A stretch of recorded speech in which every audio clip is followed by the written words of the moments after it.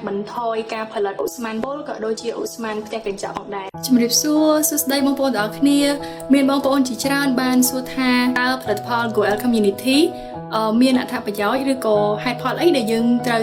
สลายผลิตภัณฑ์ระบอง Goel ไงนี่นิ่งขยมหนึ่งนองบางปอนดอกเนี่ยหมกสนับเนอร์บวนจำนวนได้จีให้พอได้เนี่ยแต่ออกเนี่ยกลัวแต่สลายเนอร์ผลิตภัณฑ์ระบอง Goel Community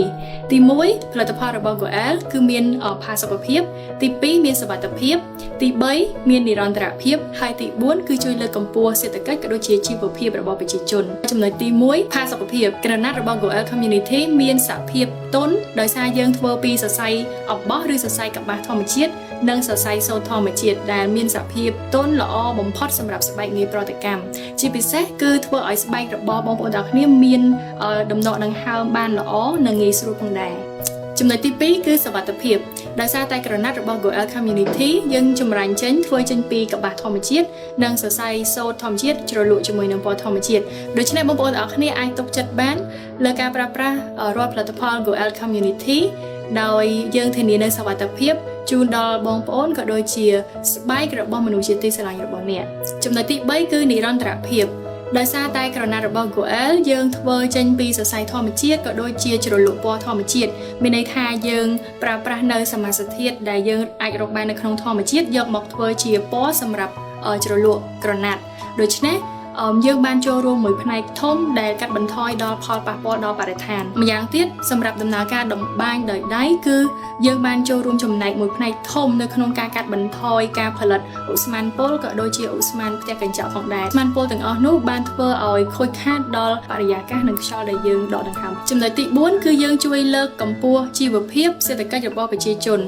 ដោយសារតែការចូលរួមចំណែកនៅក្នុងការទិញនិងការកម្មង់ផលិតផលរបស់ Goel របស់លោកអ្នកបងប្អូន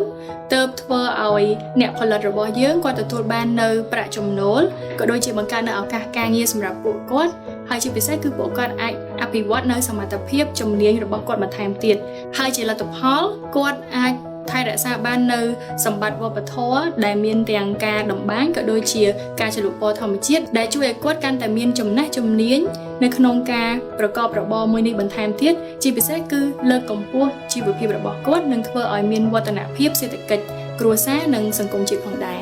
ដូចនេះនាងខ្ញុំសង្ឃឹមថាបងប្អូនទាំងអស់គ្នានឹងចូលរួមកម្មង់ទិញផលិតផលក្នុងស្រុកនិងគាំទ្រផលិតផលខ្មែរធ្វើនៅក្នុងស្រុកជាផលិតផលដែលតម្បាញហើយនឹងជ្រលក់ជាមួយពណ៌ធម្មជាតិដែលយើងបានចូលរួមចំណែកយ៉ាងសំខាន់មិនមែនជួយត្រឹមតែផ្នែកបរិស្ថានប៉ុណ្ណោះទេប៉ុន្តែយើងជួយដល់សេដ្ឋកិច្ចរបស់ប្រជាជនក៏ដូចជាកាត់បន្ថយនៅចំណាកស្រុកមួយផ្នែកធំផងដែរដូច្នេះអរគុណបងប្អូនទាំងអស់គ្នាហើយសង្ឃឹមថាបងប្អូនជួយផ្សព្វផ្សាយនិងចែករំលែកនៅវីដេអូនេះទៅកាន់មនុស្សជាទីស្រឡាញ់និងមិត្តភ័ក្តិបងប្អូនក៏ដូចជាក្រុមគ្រួសារអរគុណច្រើនជម្រាបលា